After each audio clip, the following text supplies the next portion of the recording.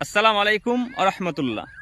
সফর যদি ভালোভাবে কাটাতে চান, সফর যদি কল্যাণময় করতে চান, সফর যদি বিপদমুক্ত করতে চান, তাহলে সফরের সাথে ঘণ্টা এবং কুকুর নিয়ে যাবেন না।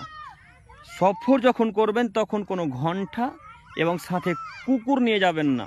যদি সাথে ঘণ্টা এবং কুকুর নিয়ে যান তাহলে ওই সফরে আল্লাহর পক্ষ থেকে ফেরেশতা থাকেন আপনাদের সাথে, ওই সফরে আল্লাহর পক্ষ থেকে ফেরেশতা থাকেন আপনাদের সাথে। কাজেই যখন সফরে বের হবেন, যখন এক জায়গা থেকে আর এক জায়গা যাবেন, তখন কখনোই ঘণ্টা এবং কুকুরকে সাথে নেবেন না। প্রমাণ আবু হুরায়রা রাদিয়াল্লাহু তাআলা আনহু বলেন, আল্লাহ নবী সাল্লাল্লাহু আলাইহি ওয়াসাল্লাম বলেছেন, লা তাসহাবুল মালায়েকাতু রুফকাতুন ফিহা কালবুন ওয়ালা জারাস। ওই সফর সঙ্গীদের সাথে ফেরেশতা থাকে না, ওই সফর সঙ্গীদের সাথে ফেরেশতা থাকে না যেই সফর সঙ্গীদের সাথে ঘণ্টা এবং কুকুর থাকে।